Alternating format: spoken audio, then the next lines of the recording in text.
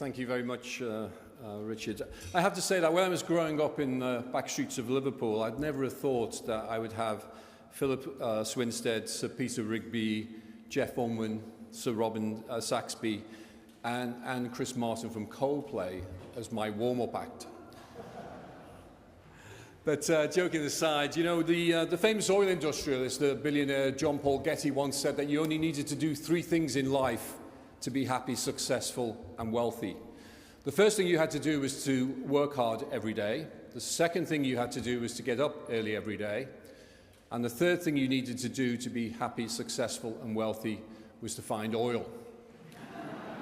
And wow, have we been in the oil industry of the last 40 years, more than trumped whatever happened in the oil industry. And I think we're all very, very grateful and privileged to have worked in such an amazing industry. However, as Richard touched on, it didn't start that way at the start of the 2000s. We had a few challenges. We had George W. Bush in the White House. We had Tony Blair in number 10. We had the NASDAQ, which peaked in March of 2000 before losing 76% of its value, with some spectacular crashes. I'm sure all of us remember the Pets.com and the web vans of this world. But even the great Cisco losing 86% of its value was kind of scary. But one thing the tech industry has taught me over the last 30 years is that we always tend to overestimate what happens in 1 year and underestimate what happens in 10 years. And in 2004, we saw Google float. And I remember it distinctly how everybody thought it was such an outrageous value, 23 billion. Now stands at 530 billion.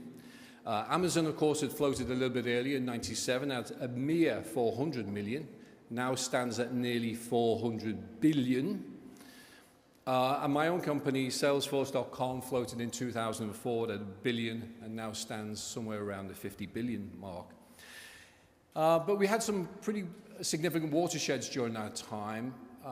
Amazon launched a little-known service because they had a bit of spare capacity on their servers called AWS, Amazon Web Services, which is now a $10 billion business. That was in 2006.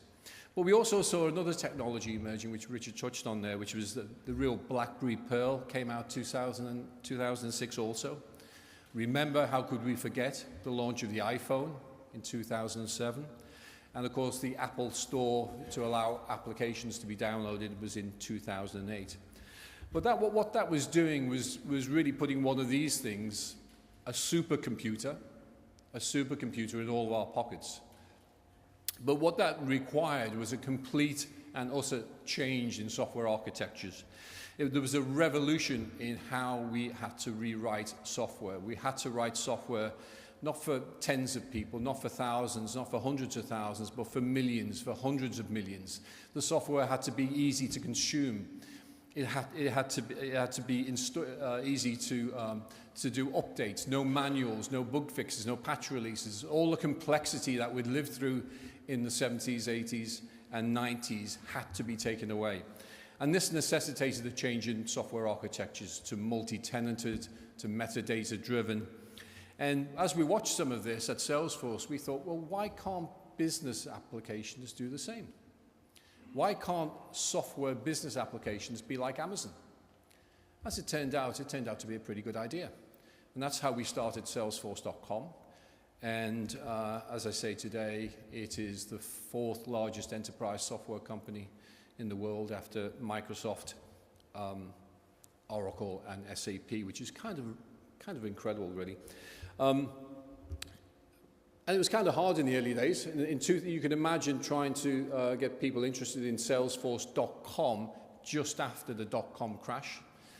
It was kind of tough to make some sales. It was .con, .bomb. Everybody had lost their pension funds on the .com crash. It was kind of difficult, but we persevered, and it turned out to be a pretty good idea. But you know, maybe in 40 years' time or whenever, when we're all done and dusted, probably the most important thing we did, which I'm very, very proud of, is we created a philanthropic model where we put 1% of the stock, 1% of people's time, actually 6 days a year, and 1% of the product into a philanthropic model. And It was pretty easy to do at the time because we only had 3 people. So there was, the stock wasn't worth anything and there was no employees. But it turned out to be a pretty good idea. And with 20-odd thousand people now and the 50 billion market cap, it's turned out to be very good. And we're helping an awful lot of people who are less fortunate than we are in this amazing industry. So in conclusion, the decade started with the dot-com promise. And I think we delivered on most of what was anticipated in that 1 year, then eventually came to fruition. The decade formed the foundation of all software moving mobile first, the foundation to cloud, to mobile, to social, what was become social when Facebook came along. We saw the decade where a lot of the complexity that many of us had grown up in software was taken away, because billions of people could now start to consume software who had never been software users before. What an amazing decade. Thank you.